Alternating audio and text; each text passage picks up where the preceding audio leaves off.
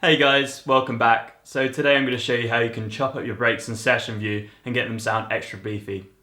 Let's get into it.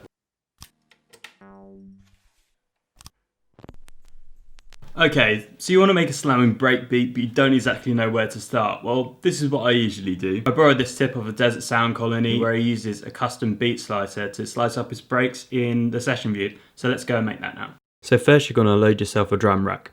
Now add a simpler. I like to have the filter start as a low pass, so I'll change that. And let's set the release to 20 milliseconds. And also turn off the loop. Now let's start mapping.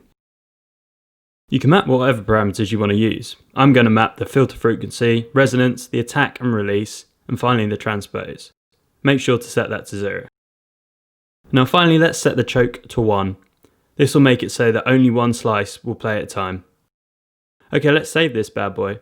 I've named mine Break Slicer, but you can name yours whatever you want. Now let's get this into the default slicing folder. And voila! You've made your first slicing preset. Cool, now let's chop up a break. Find yourself a break you like. Here's the one I've chosen. For this to work, we'll want to make sure the break is at the right tempo. You can get it on the grid using the warp marker. I didn't have to change mine much, but you might have to do a bit more work than me. Now right click and select Slice to New MIDI track. Under Slicing Presets, we'll select our custom one, and let's keep it a 1 slice per quarter note. Nice. Now we have our break as MIDI data which we can chop and change. If we copy it across, we can bring our MIDI data into the Session View. Now it's time to add variety by chopping up our break.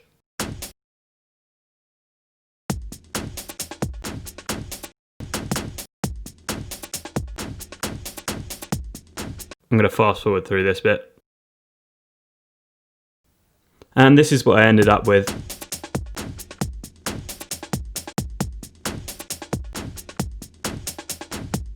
I went in and fiddled with the mapped parameters that we set earlier and transposed it down.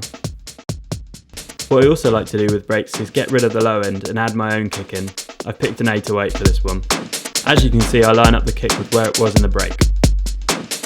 Okay, the break's sounding nice now, but it's sounding a bit weak next to the new kick. Let's add a couple of effects to fatten it out. First I'll add an EQ8 and cut away any remaining low end. Then I'll add a notch to it, and usually I'll search for the snare to bring that out a little bit more, and finally I like to use a shelf to bring up some of the high end. Next I'll add a phaser, then some saturation, and finally a compressor, and I'll sidechain that to the kick.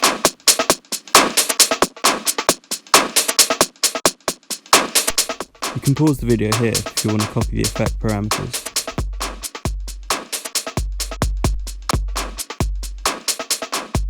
Here's a bit of before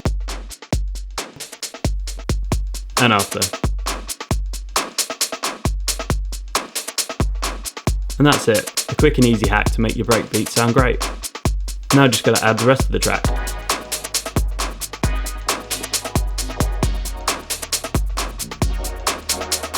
So I hope you found that useful and it's given you a couple of ideas on how you can use breaks in Session View. Don't forget to like, comment, subscribe, all of that goodness, and I'll see you in the next one. Peace.